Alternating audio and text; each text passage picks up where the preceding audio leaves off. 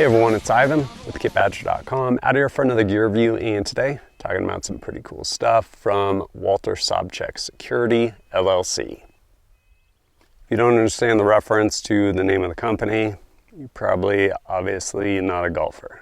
But what do they make? They make some pretty neat range cards to include stickers and these guys right here, which is their homework. So I'll show you kind of some of the different products. Right here are the ranging cards. They're this kind of hard plastic material, and the back of that one looks the same as this. Difference being, this one right here is in MOA, this is in mils. This one over here is made specifically for discrete ballistics. There's subsonic 300 blackout as well as 8.6 blackout. And so you basically have a chart, and you can go down as far as how far something is, what it's going to range in mils or MOA respectively. This one right here being in mils, and then what your drop is going to be.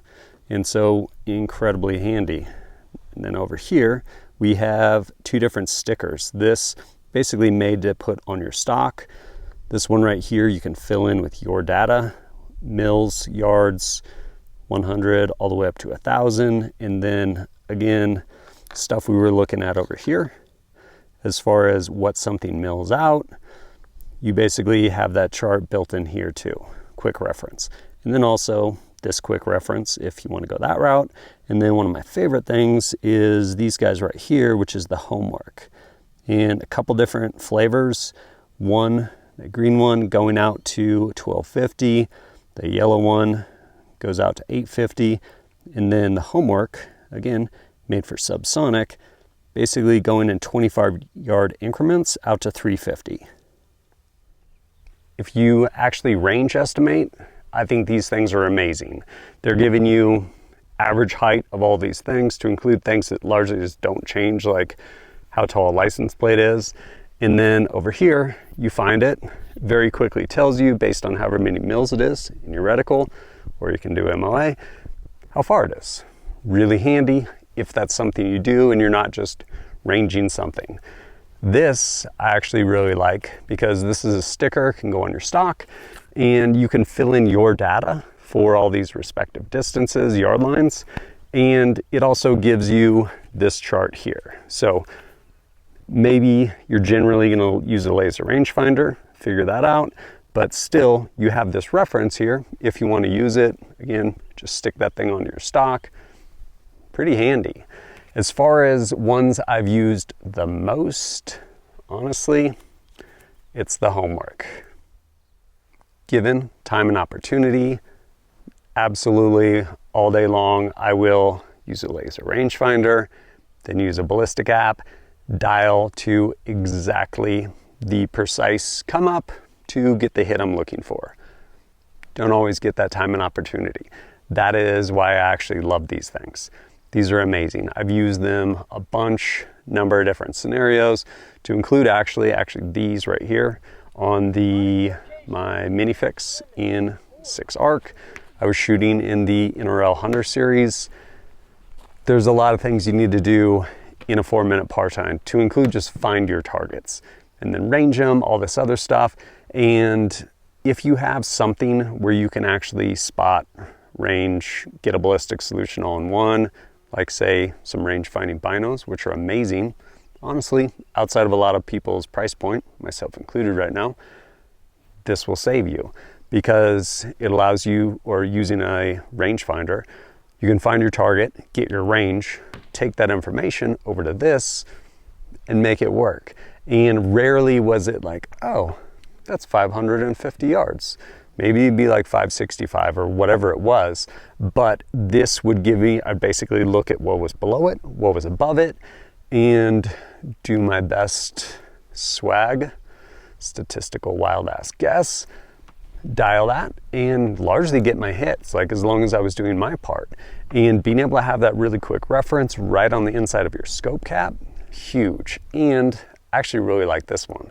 This one's cool. Made for subsonics, for like hunting with 300 blackout, 8.6 blackout, which is really important because you're shooting a rainbow, and the difference between this and this, that over 25 yards, usually pretty significant. What else is shooting subs? you know what? 22s are. And well, if you shoot any match 22 ammo. Reason people don't shoot supersonics for that, by the way, if you're curious, is supersonic very quickly hits transonic, and then it just gets wild and all over the place. So depending on how far you're shooting, subs are always more consistent.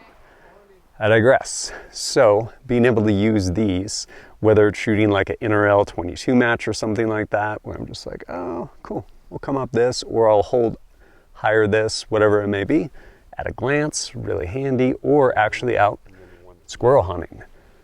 Use this a ton, both on my little awesome 22 from Grey Birch Armory, or Grey Birch Manufacturing rather, and did a bunch of squirrel hunting down on my buddy's property, Joker's Wild Outdoors, really cool down in southern Idaho.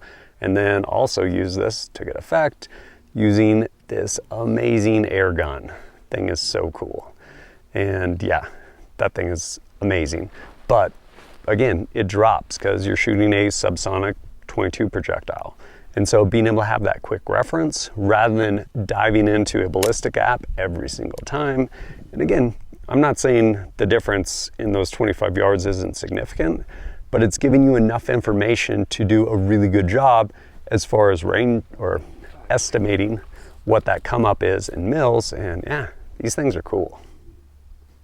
I also have one of these things that lives inside the scope cap on my SCAR 20, which currently has, it's been cut down into my battle rifle, currently has a Collis 1-6 in it with a mil reticle.